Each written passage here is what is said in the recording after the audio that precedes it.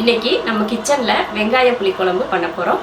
கேரளா ஸ்டைலில் சொல்லணும்னா வெங்காய தீயல் அப்படின்னு சொல்லுவாங்க. அதுதான் இன்னைக்கு பண்ண போகிறோம். காய்கறி எதுவுமே இல்லாத டைமில் ரொம்ப ஈஸியாக இந்த மாதிரி ஒரு குழம்பு பண்ணலாம். சில நேரங்களில் என்ன குழம்பு பண்ணலாம் அப்படின்னு யோசிச்சுட்டு இருப்போம். காய்கறி எதுவும் இல்லை அப்படின்னு யோசிப்போம். அந்த டைமில் வெங்காயம் எப்படி நம்ம வீட்டில் இருக்கும் அதை வச்சு இந்த மாதிரி ஈஸியாக ஒரு குழம்பு பண்ணலாம். அந்த குழம்பு எப்படி பண்ணலாம் அப்படின்றத இப்போ பார்க்கலாம். கேரளா ஸ்டைலில் உள்ளித்தீயல் அப்படின்னு சொல்லுவாங்க. அந்த மாதிரி கேரளா ஸ்டைலில் குழம்பு செய்யலாம். எப்படி செய்யலான்னு பார்க்கலாம். சின்ன வெங்காயம் எடுத்து வச்சுருக்கேன். ஒரு 30-40 வெங்காயம் இருக்கும் எடுத்து கட் பண்ணி வச்சுருக்கேன். வெங்காயம் அதிகம் போட்டால் தான் நல்லாயிருக்கும். அதனால நிறைய சின்ன வெங்காயம் உரித்து, சின்ன வெங்காயம் வந்து பெருசு பெருசாக இருந்ததுனால நான் 2ஆக கட் பண்ணி வச்சுருக்கேன். குட்டி வெங்காயமாக இருந்தால் முழுசாக போட்டுக்கலாம். வெங்காயம், புளி, ஒரு எலுமிச்சை அளவுக்கு புளி எடுத்து ஊற வச்சுருக்கேன். மல்லி, 2 ஸ்பூனில் 2 ஸ்பூன் மல்லி, வரமிளகாய் நம்ம காரத்துக்கு ஏற்ற மாதிரி. இந்த மிளகாய் காரம் அதிகமாக இருக்கிறதுனால நான் 4-5 தான் எடுத்திருக்கேன்.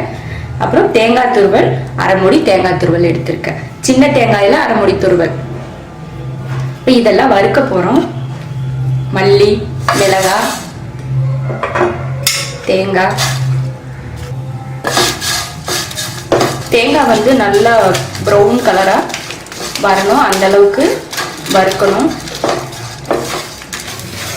மல்லி, மிளகாய், தேங்காய் 3ஐயும் வறுத்துட்டு இந்த அளவுக்கு நல்ல ப்ரௌனாக வந்துருச்சு. இதை மாற்றி வச்சிடலாம், ஆற வச்சிடலாம். இப்போது குழம்பு தாளிக்கலாம். நான் ஊற்றி இருக்கிறது தேங்காய் எண்ணெய். தேங்காய் எண்ணெய் ஊற்றினா நல்லாயிருக்கும், அதனால நான் தேங்காய் எண்ணெய் ஊற்றிருக்கேன். எண்ணெய் காயிட்டு கொஞ்சம் வெந்தயமும் கடுகுளுந்தும் போட்டிருக்கேன். ரெண்டும் சேர்ந்து 1/4 டீஸ்பூன் அளவுக்கு இருந்தால்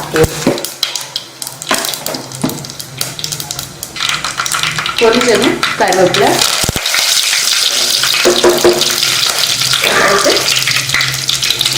வெங்காயம்,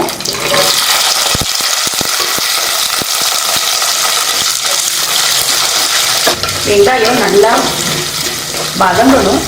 சின்னதாக இப்போ பெருசு பெருசாக இருக்கு இல்லையா, ஆனால் அது வதங்கி நல்லா சின்னதாக வரணும். அது வரைக்கும் வதக்கலாம். வெங்காயம் நல்லா வதங்கிருச்சு. பெருசு பெருசாக இருந்துச்சு, இப்போ சின்னதாக வதங்கியிருக்கு. இப்படி தான் வதங்கணும், அப்போ தான் குழம்பு வந்து டேஸ்ட் கிடைக்கும்.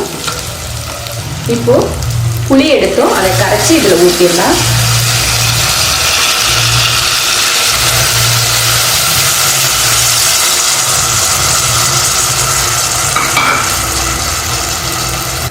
கொஞ்சம் மஞ்சத்தூள், தேங்காய், மல்லி, மிளகாய் 3 வறுத்தோம். அது ஆறிடுச்சு. இப்போ அரைச்சிக்கலாம், நல்லா பேஸ்ட் போல் அரைச்சிக்கலாம். தேங்காய், மல்லி, மிளகாயும் அரைச்சாச்சு. அதை இதில் ஊற்றிடலாம்.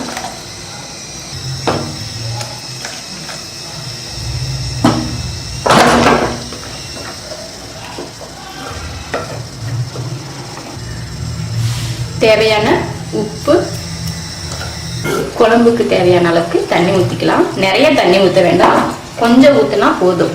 ரொம்ப தண்ணியாக இருந்தாலும் நல்லா இருக்காது. இந்த அளவுக்கு குழம்பு செஞ்சோம்னா 4லேருந்து 5 பேர் வரைக்கும் கூட சாப்பிடலாம், சரியாக இருக்கும். தண்ணி, உப்பு, புளிப்பு எல்லாம் கரெக்டாக இருக்குது. இப்போ மூடி வச்சலாம். ஒரு 5 நிமிஷத்துக்கு நல்லா கொதிக்க வச்சுட்டு அதுக்கப்புறம் ஓப்பன் பண்ணி பார்க்கலாம்.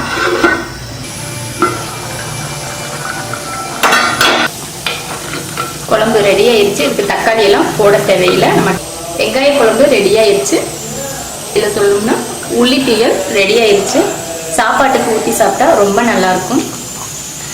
அப்பளம், முட்டை இதெல்லாம் சைடிஷாக வச்சுட்டு இந்த குழம்பு ஊற்றி சாப்பிட்டா ரொம்ப சூப்பராக இருக்கும். நீங்களும் இது போல் உள்ளித்தீயல் செஞ்சு பாருங்கள், ரொம்ப பிடிக்கும். பிடிச்சிருந்தா லைக் பண்ணுங்கள், மற்றவங்களும் பார்க்கணும்னு நினச்சா ஷேர் பண்ணுங்கள், மறக்காமல் சப்ஸ்கிரைப் பண்ணுங்கள். நன்றி.